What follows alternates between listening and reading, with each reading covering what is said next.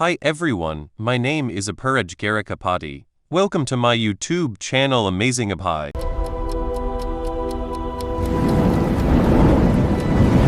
I command time to stand still! Master the timeline. Later that night, Logan looked around the training grounds and realized he was completely alone. Everyone else had already gone home. Standing there, he reflected on why he was doing this. Training with the Knights was his insurance plan. If all his other preparations failed, he would still be able to join the Knights and fight on the front lines. Building bonds now would only help later. There was another reason as well. Through meditation, he could develop his force.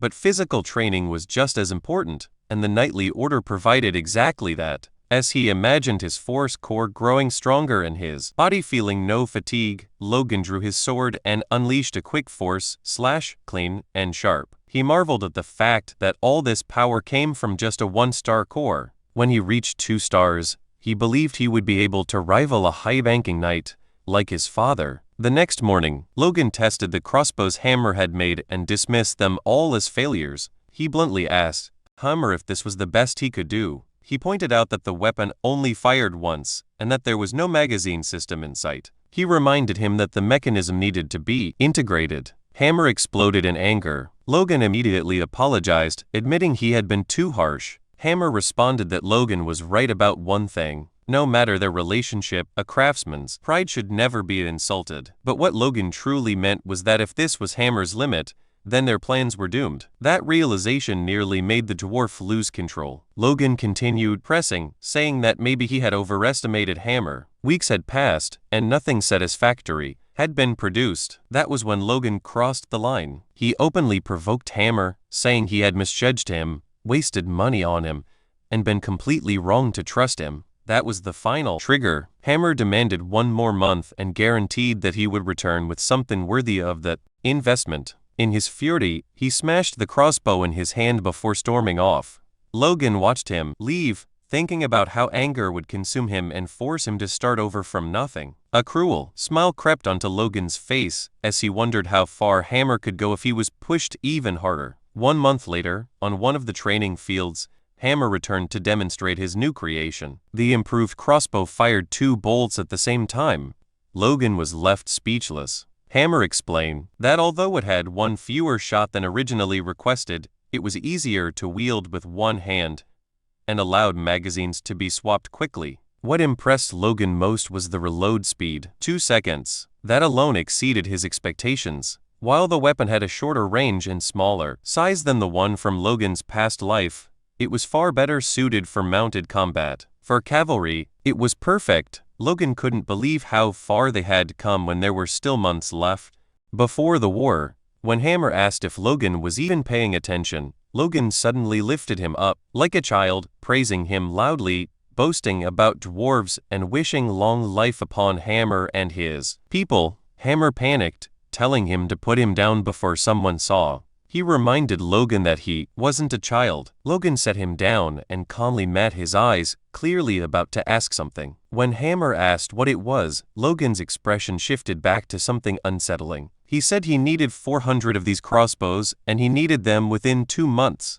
Logan handed the completed crossbows to Kaiserlin and the mercenaries for testing. The moment they fired, everyone was stunned. The bolts traveled an incredible distance, and the weapons could fire consecutive shots without delay. Kaiserlin examined one closely, completely baffled. A front-loading crossbow with this kind of range, power, and firing speed made no sense. As the realization sank in, Kaiserlin imagined what 300 or more mounted soldiers equipped with these weapons could do. Just thinking about it sent a chill down his spine. He told Logan that what he had created was terrifyingly impressive, and finally understood that this had been Logan's intention from the very beginning. Logan confirmed it. He reflected that Hammer had gone through hell to achieve this. Even with additional craftsmen helping him, Logan never expected Hammer to finish the order 2 months ahead of schedule, let alone produce an extra 100 crossbows. That was the mark of a true expert dwarf. There was no denying it. Logan briefly considered sharing the technology with the knights and regular soldiers, but the cost alone made it unrealistic. Worse, there was the risk of the design leaking. For now, it was better to keep it contained. He instructed Kaiserlin to equip the mercenaries with the crossbows and clear out the monsters roaming outside the territory. Kaiserlin initially thought the plan was impossible, but Logan remained confident. After some thought, Kaiserlin admitted that it might actually work. Logan wasn't satisfied with might. He told Kaiserlin to make it work, because if he couldn't, nothing else mattered. Kaiserlin finally understood. Logan hadn't built this weapon just to deal with monsters. He was preparing for war. During one of the night training sessions, a knight commented on Logan's insane physical stamina. Another joke about whether that ridiculous endurance was something he inherited. A third added that if Logan was anything like the patriarch, he was probably skilled with a sword. The conversation shifted to Logan's duel with Dominion, until one knight warned the others not to compare him to Patrick. Even before awakening his force, Logan had lost to his younger brother. Still, it was impressive that he had endured this training for over a month. What had originally been designed to make him quit had instead become the new standard for the Knight Order. The training was exhausting, but far more meaningful than pointless drills. It felt like the proper level for real knights. Unexpectedly, it motivated the lower-ranking knights who had previously been slacking off. They also began to truly understand their horses, forming stronger bonds with them. Captain Hankley realized that he had only pushed this training because the young master refused to give up. He never imagined it would produce results like this. It felt as if his good luck had walked straight up to him. That night, alone in his room, Logan reflected on his progress. After exhausting his body through training, he used meditation to stimulate his inner consciousness. The combination was working in perfect sync, and he could feel real improvement. He had already started noticing subtle changes in his force. If this continued, he believed he could surpass even the monsters he had faced in his previous life. Then something unexpected happened. Logan's core expanded. He began muttering nonsense as the transformation completed. And just like that, his core advanced to 2 stars. He realized this meant he now had the foundation required to learn the next secret sword technique. Iron Cut. Murderous Iron Cut. Just remembering the power granted by the first technique made his heart race. The second would be far stronger than he could imagine. If he mastered it before the war, even a high-ranking knight wouldn't intimidate him anymore. The next day, Kaiserlin and the mercenaries encountered a group of goblins. The soldiers opened fire, killing them almost instantly. One mercenary noted the lack of recoil, while another observed that his bolt pierced one goblin's head and still embedded itself into another behind it. Logan watched as a swarm of over 100 monsters was wiped out in under 10 seconds. The mercenaries' old habits with basic crossbows had vanished. They were far faster at swapping magazines now. Logan thought the effort of traveling so deep into the territory had been worth it. Kaiserlin asked if Logan was satisfied. Logan answered that he was, more or less. He remembered how disastrous their first hunt had been and acknowledged how much they had improved since then. Kaiserlin then questioned why Logan had gone to such lengths, saying he had never heard of a mercenary force equipped with this level of firepower. He even asked whether Logan planned to hunt monsters across the entire continent. Before Logan could answer, a mounted knight arrived at full speed, delivering a message from Rick. The day before, Viscount Tesserin had officially declared war on House McLean. Inside the McLean war room, Patrick and the other family heads watched through a crystal ball as Viscount Tesserin announced his declaration. He claimed that because one of his ancestors had been unjustly killed long ago, he blamed House McLean. Patrick was left speechless. Several nobles exchanged looks, questioning whether such words justified a war at all. Hankley and Marion turned to Patrick, asking what his next move would be. Hankley explained that Tesserin's Knight Order alone outnumbered theirs. Even with Patrick on the battlefield, their odds were grim. One noble suggested fortifying the city and waiting for reinforcements. Another proposed sending an emissary to negotiate peace. Patrick exploded. He ordered everyone to shut up. He reminded them that even though the royal family's authority had weakened, declaring war without permission made one thing clear. Tesserin had planned this from the start. Peace was impossible. Patrick ordered immediate war preparations and demanded a winning strategy, refusing to tolerate dissent. In the heavy silence that, before we move ahead, please take a second to like on this video. A like tells me that you enjoyed this topic. Your support helps Amazing Up High grow naturally. Followed, a noble asked whether young Master Logan would also fight. Patrick confirmed it, Marion added that Ronan's force had awakened and that he was old enough to take part as well. Realizing Logan wasn't in the castle, Rick hurried to send a messenger to him. When Logan received the news, he was confused. According to his memories from his past life, the war shouldn't have started for another 2 months. Something had accelerated the timeline. The messenger urged him to hurry, explaining that Viscount Tesserin had already launched an attack immediately after declaring war, breaking all customs. Logan needed to reach the battlefield as soon as possible. Kaiserlin and the mercenaries declared they were ready to move at a moment's notice. Logan remarked that Kaiserlin didn't seem surprised at all. Kaiserlin replied that mercenaries welcomed war. If none existed, they would create one. And now that they had such powerful weapons, it was only natural they wanted to use them. Logan looked at his troops and thought they were dangerously confident. Still, he didn't stop them. Their confidence wasn't unfounded. They had trained relentlessly for months and slaughtered monster hordes with overwhelming force. Logan stated that it didn't matter when the war began, all that mattered was winning. Believing they now had sufficient combat strength, Logan ordered his forces to march toward the McLean Plains, convinced that this war would end in victory. Back in the barony, the war erupted earlier than anyone expected. Just 1 day after the declaration, Tesserin and his army appeared at the McLean estate. Their numbers exceeded even the vassals' worst expectations. Captain Henkley reported that Tesserin's army consisted of 100 knights, over 1,000 regular soldiers, and nearly 10,000 conscripts. It was a full-scale war. Patrick thought Tesserin had lost his mind. Not only was he fielding superhuman knights, but he was also throwing conscripts into what should have been a limited domestic feud. Patrick questioned what could drive Viscount Tesserin to such extremes. Then things worsened. Henkley reported that House Kiros had issued a warning stating they would not send reinforcements. Patrick and Mary were left speechless.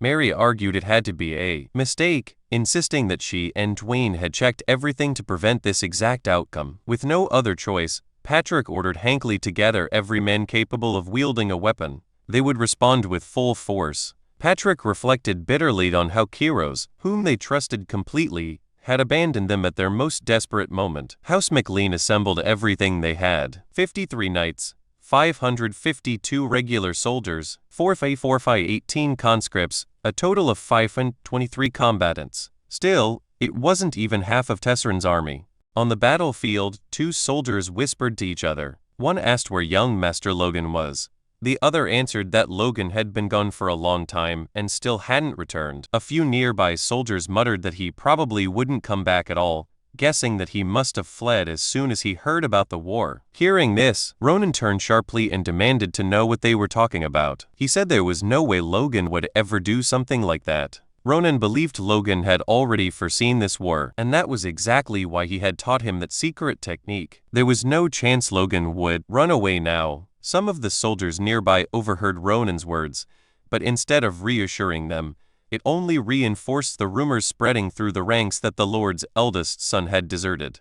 Soon after, Patrick appeared beside Ronan. He told his youngest son that he would have to take Logan's place on the battlefield and ordered him not to hesitate or waver. Patrick himself didn't want to believe the rumors either, but belief no longer mattered. What mattered now was victory. With that resolve, he commanded all troops to advance and crush the scum daring to attack his home. At that moment, Tesserin appeared with a confident smile, pleased to see Patrick finally draw his sword. He shouted that his knights were his blade and challenged Patrick to face them head-on. Patrick gathered his aura and charged forward, attempting to smash through the enemy vanguard, but his attack was stopped cold when a knight bearing a shield blocked him completely, leaving Patrick momentarily stunned. Rick was also present on the battlefield, and his expression was grim. He watched soldiers being slaughtered and torn apart right in front of him. He realized how badly they were losing. They had been forced to send even non-combatants like him into battle because of the overwhelming numerical disadvantage.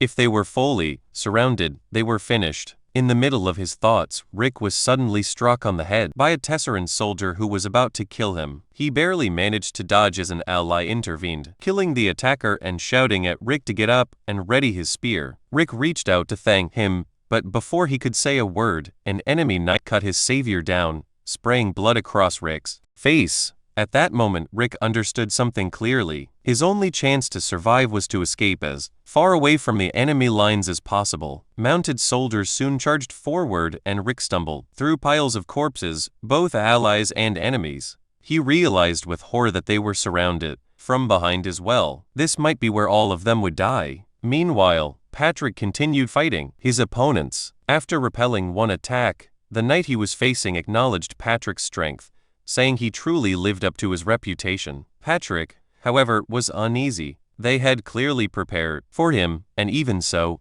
he wasn't confident in his current condition. He noticed that this knight had endured blows infused with explosive force and was still standing. What shocked Patrick further was realizing that Tessron possessed a high-ranking knight. Judging by their coordination, the other knights surrounding him were likely at least intermediate level as well. Was that why they showed no fear? Patrick demanded to know if they were the ones assigned to deal with him. That knight answered with a question of his own, asking Patrick what he thought of their preparations. Surrounded by 4 knights, Patrick realized that if he remained trapped there, the situation would spiral out of control as more knights joined in. He raised his sword and charged, again swearing that this would never happen. He clashed blades with the high-ranking knight, only to be attacked from behind by another enemy wielding a spear. He narrowly avoided the fatal strike. Seeing that they were attacking from all sides, Patrick shouted in fury, asking whether they had any honor as knights and cursing them for fighting like cowards.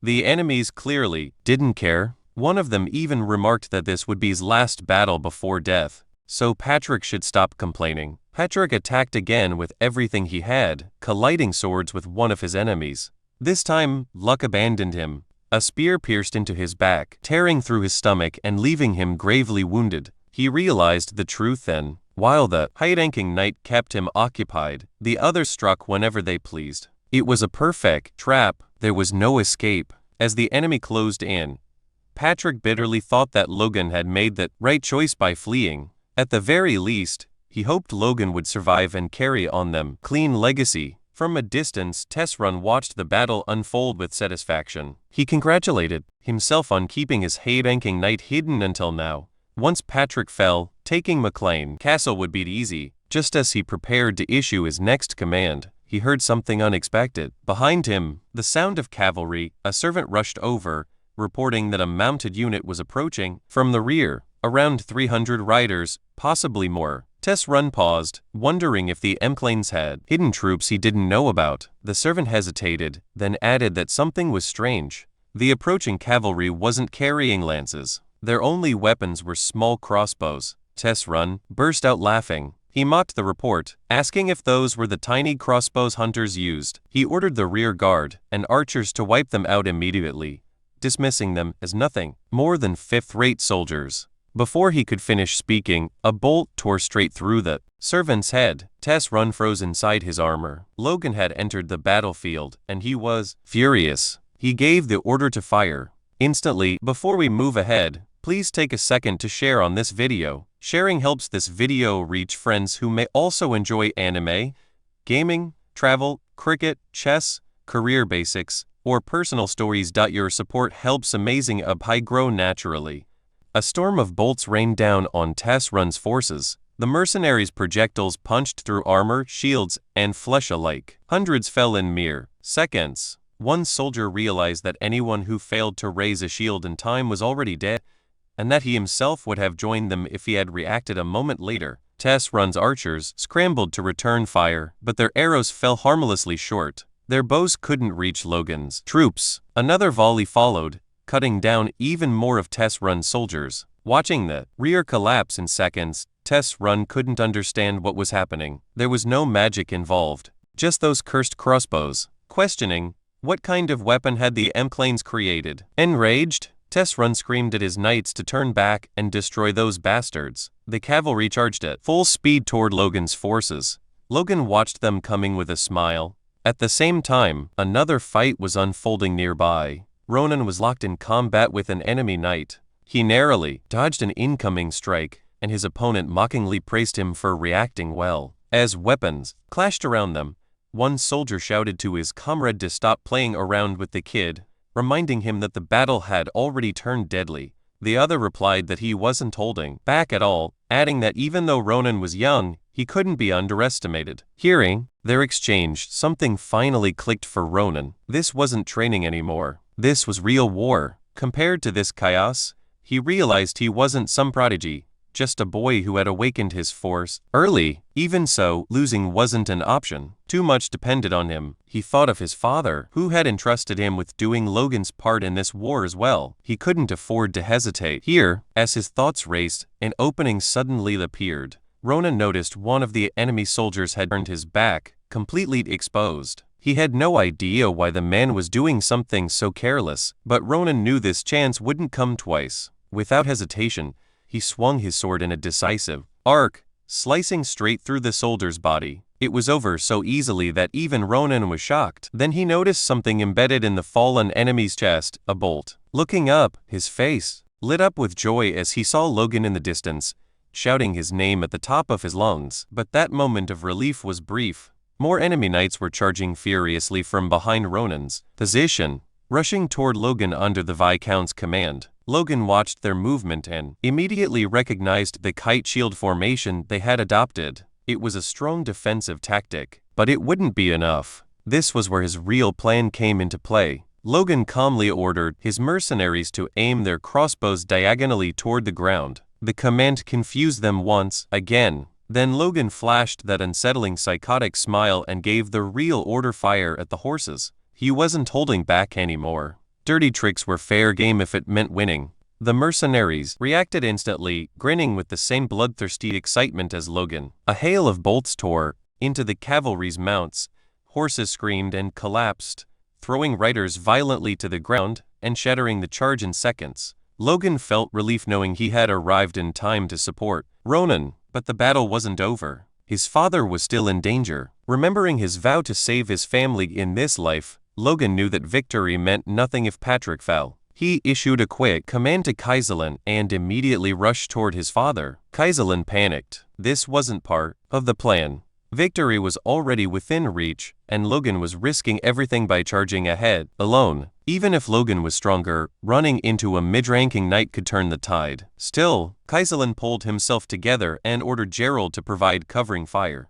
As Logan cut through the enemy lines, Patrick was still locked in a brutal duel with the high-ranking knight, and the situation looked grim. The knight mocked him, saying he couldn't believe Patrick would recklessly charge forward knowing he'd be impaled. At the last second, Patrick twisted away and leapt back, barely creating enough space to breathe. As he'd observed the enemy's movements, something felt off. They were fighting with desperation, pushing themselves beyond reason, practically throwing their lives away. That didn't make sense. They had the advantage. Why were they acting like cornered animals? Before he could think further, Patrick deflected two incoming lances in quick succession. Then, out of nowhere, Logan appeared in front of him. In the blink of an eye, Logan cut down two mid-level knights, leaving Patrick completely stunned. Patrick remembered seeing Logan enter the battlefield with a mercenary force far behind enemy lines. There was no way he should have reached this spot so quickly. As Patrick turned his head, the sight behind him froze his thoughts entirely. The ground was littered with corpses, an ocean of bodies stretching across the field. Patrick wanted to ask how Logan had become this strong, but now wasn't the time. Nothing made sense anyway. Instead, he asked the only question that mattered: did Logan's arrival mean they were winning? Logan simply nodded. Hearing that, Patrick placed a hand on his son's shoulder and told him he had done well. The high-ranking knight stared at Logan in disbelief.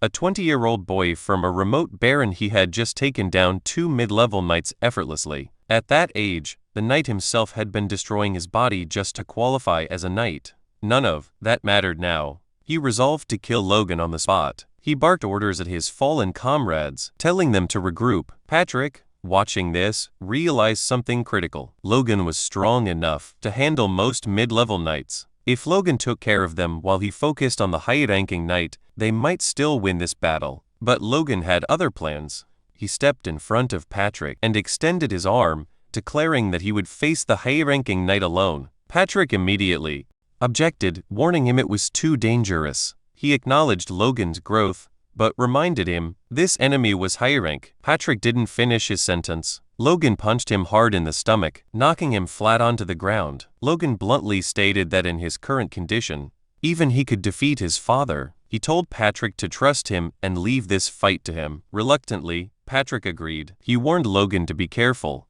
Logan replied that they didn't have time, they needed to finish this quickly. The high-ranking knight was furious. How dare a brat like this advance on him? He surged forward, pouring his strength into his strike. Their swords collided, and with a single blow, Logan sent the knight getting back several meters, leaving him stunned. The knight couldn't understand it. Despite Logan's injuries, he sensed no overwhelming aura or superior level, and yet he was being overpowered. There was only one explanation. Logan was pushing himself beyond his limits. The knight attacked again with killing intent.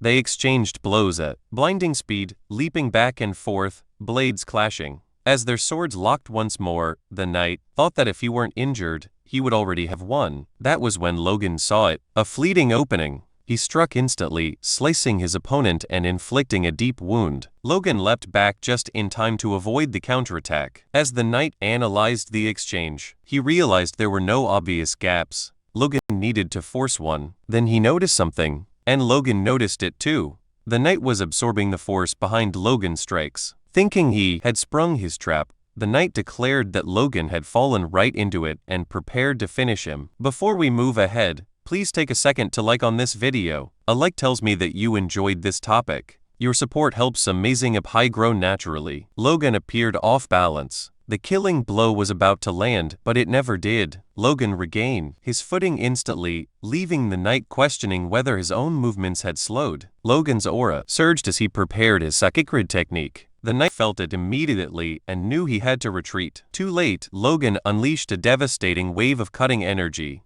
The attack erased the high-ranking knight in a single strike. The battlefield fell silent. Logan roared that he, Logan McLean, had slain the enemy general of Tesserin's army. Panic spread through Tesserin's ranks. Soldiers stared in disbelief. A high-ranking knight had fallen. With the Viscount's banner nowhere in sight, morale collapsed. Weapons clattered to the ground as soldiers begged to surrender. Rick began chanting Logan's name, praying for his master's safety. One by one, the voices joined him, until the battlefield echoed with it. The Viscount was already fleeing the battlefield, his mind spiraling as he tried to understand where everything had gone wrong. 3 full years of preparation had amounted to nothing. He had sought support from other nobles, gathered 100 knights, and yet everything collapsed because of that damned red-haired boy and his strange weapons. Thinking quickly, Tesserins decided that survival came first. If he could just make it back to his own territory, he might escape with his life. When he reached his castle, he shouted for the guards to open the gates. The soldiers were stunned to see him return so suddenly. Before the gates could fully open, another guard spotted movement in the distance and shouted a warning. Knights were approaching and Logan was leading them. Tesserins froze in place at the sight. Logan dismounted calmly and remarked that the Viscount had been pretty quick to run. Then, standing directly before the gates of Tesserin's territory, Logan raised his voice so everyone could hear and declared that Tesserins had already lost the war. He ordered the garrison to open the gates and welcome the true victor. From atop the walls, the soldiers hesitated. Some wondered if it was true, if that was why their lord had rushed back in such a panic. Before doubt could spread further, a general barked at them, demanding to know whether they planned to cower just because the enemy spoke boldly. The men snapped back to attention. The general pointed out that there were only a little over 300 enemies outside. As Logan charged his aura again, the general insisted that such a small force could never take the castle in a siege. The soldiers guarding the gate were confused about what Logan was doing until he leapt over the wall, soaring dozens of meters into the air. Landing inside, he calmly told the general to open the gates unless everyone there wanted to die. Otherwise, he would kill them himself and open the gates personally. Inside the palace, Tesserins was frantically stuffing gold coins and valuables into bags, thinking that at the very least, he should escape with some wealth. Suddenly, Logan's voice rang out behind him, announcing that he had finally caught up. Tesserins stumbled backward in terror and demanded to know how Logan had gotten inside. Logan replied coldly that Tesserin's own servants had betrayed him before he even needed to draw his sword, which spoke volumes about the Roman Sixcount's reputation as a ruler. Furious, Tessarens cursed his servants for their betrayal. Then fear overtook him again. He dropped to a pleading tone, declaring his surrender and promising reparations according to feudal conventions. He begged Logan to spare his life and the lives of his family. Logan scoffed and asked him what right he had to speak of conventions. He looked down at Tessarens and reminded him that he had declared war without warning and invaded everything. In a single day, Logan's fury was unmistakable, a vein bulging on his forehead as he questioned whether Tessaren had any conscience at all. Tessaren tried one last appeal, arguing that noble honor and feudal law guaranteed the safety of prisoners. Logan agreed on one condition. He said he would uphold the honor and customs of his own house, House MacLean. Therefore, Tessaren's life would be spared, and he would be allowed to take a limited amount of wealth and leave. Tessaren was about to thank him when Logan interrupted. He said that if Patrick had been standing there, he truly would have done all of that. Patrick was an honorable man, one who might even accept unconditional surrender. As Logan spoke, he noticed a diamond-studded dagger resting inside a chest. He picked it up, admiring its craftsmanship. Tessaren quickly insisted Logan keep it, saying it was made by the finest craftsman in the kingdom. Logan refused and told Tessaren to take it with him. Then, without warning, Logan drove the dagger straight into Tessaren's chest. As Tessaren collapsed, he accused Logan of lying, shouting that he had promised to spare his life. Logan replied calmly that he never made such a promise. He had only described what his father would have done. Unfortunately for Tessaren, Logan was nothing like him. Tessaren tried to mutter something about noble honor, but Logan cut him off, asking if he had any idea how many people had died because of his greed. He ordered him to end his filthy life right there. Tessaren fell dead to the floor. Looking down at the corpse, Logan thought that Tessaren should be grateful for such a quick death. He clenched his fist, still stained with blood, and exhaled slowly. The crisis was finally over. All that remained were the finishing touches. He loudly denounced that Viscount Raymond Tessaren had taken his own life. That would be enough. Moments later, Kaiselin entered and informed Logan that he should inspect the castle's underground prison. A few days later, outside the walls of Tessaren's castle, Logan stood with his father. Patrick explained that he had come as soon as he recovered from his injuries. He asked about Tessaren's suicide. Logan confirmed it, remarking that Tessaren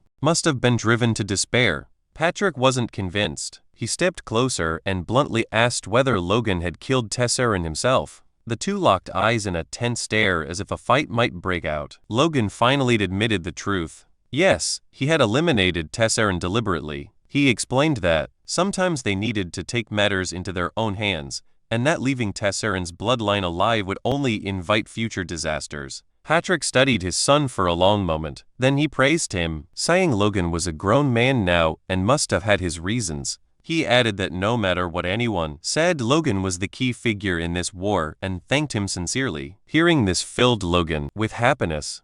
He looked at his father and smiled wide and genuine. Patrick, blushing and fumbling his words, told him he had done a good job. Then he shared even more news. Logan would be officially named the heir of House MacLean. Logan smiled again, then shook his head and refused. Patrick was stunned and demanded to know why. Was Logan worried about his reputation? Patrick assured him that his achievements in the war were more than enough to silence all criticism. But that wasn't the reason. Logan explained that Ronan was far more suitable to inherit the family. The MacLeans were a family of knights, and Ronan had awakened his force at only 14, 4 years earlier than Logan himself. There was no telling how strong he would become as an adult. Patrick was left speechless. He argued that strength alone didn't decide who should lead a noble house. Logan agreed that under normal beliefs that was true. But if Ronan earned the title of the continent's youngest force user, as he had in Logan's previous life, there would be no objections at all. More importantly, Logan had no personal interest in becoming Baron. He didn't want to waste time tied to that role. As the older brother, Logan said he wanted to give Ronan the chance he deserved. He asked Patrick to delay choosing a successor until Ronan came of age. Patrick admitted he never imagined Logan cared so deeply for his brother but agreed to his request. The decision would be postponed for 5 years, until Ronan became an adult. Logan thanked his father. Still, Patrick insisted on granting him another reward. They would return to the mansion to calculate the spoils of war, which would likely reach several 100,000 gold pieces. But judging by Logan's expression, he already had something else in mind. If you enjoyed this video, please hit the like button and subscribe to Amazing Appy. Subscribing makes sure you do not miss the next video, and it gives me motivation to keep improving the quality of every upload. Thank you for being here, and I will see you in the next one.